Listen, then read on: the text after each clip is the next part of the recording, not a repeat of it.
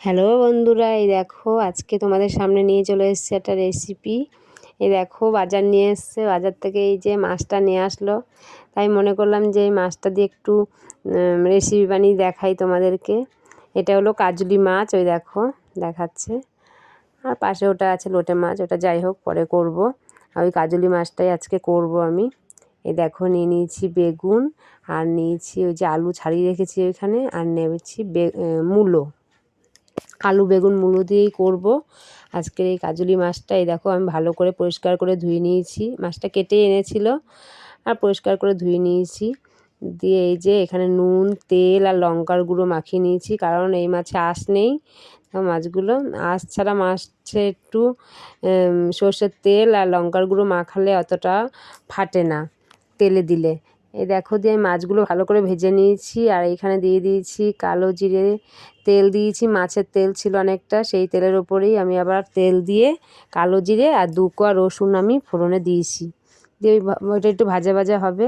আর এখানে দেখো সবজি আমি আলু বেগুন মূলো বলেছিলাম, কিন্তু তার মধ্যে আরেকটা সবজি আমি অ্যাড করেছি, ওইটা হলো ঝিঙে। একটা আমি ঝিঙে দিয়েছি, কারণ আমার মা বলে যে 3 রকম সবজি বলে দিতে নেই, তার জন্য মনে করলাম ঝিঙেটাও দেয়া যায় এর মধ্যে, তাই একটা ঝিঙেও দিয়ে দিলাম, বেশ ভালোই হলো। এই দেখো এবার সবজিটা আমি দিয়ে ভালো করে নাড়াচাড়া করব। এই যে দিয়ে দিচ্ছি হলুদ আর দিয়ে দেবো লবণ, দিয়ে এটাকে আমি ভালো করে নেড়েচেড়ে একটু ঢাকা দিয়ে রাখবো, কারণ সবজিটা একটু ভাজা ভাজা একটু মজবে, এর জন্য আমি একটু ঢাকা দিয়ে দেবো।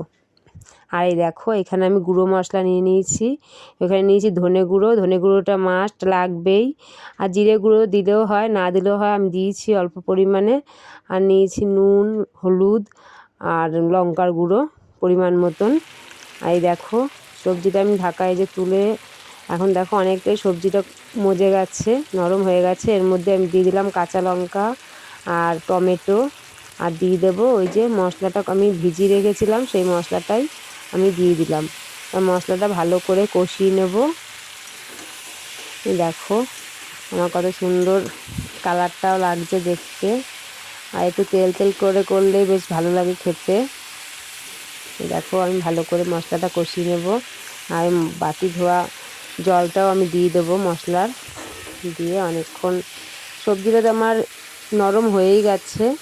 আর এই দেখো মশলা ধোয়া জলটাও আমি দিয়ে দিলাম, ভালো করে কষিয়ে নিয়ে জল দিয়ে দেবো পরিমাণ মতন, আর তারপরে উপরে মাছগুলো দিয়ে দেবো। এই দেখো আমার জল দিয়ে আমি জলটা ফোটার পরে আমি উপরে মাছগুলো দিয়ে দিয়েছি, কারণ সবজি তো আমার সব সেদ্ধ হয়েই গেছে। আর এই যে এরপরে দিয়ে দিলাম ধনেপাতা। এবার একটু চাপা ঢাকা দিয়ে কিছুক্ষণ ফুটলেই আমার তরকারিটা রেডি হয়ে যাবে। এই কাজলি মাছের তরকারির এই রেসিপিটা তোমরা এইভাবে করো, দারুণ লাগবে খেতে।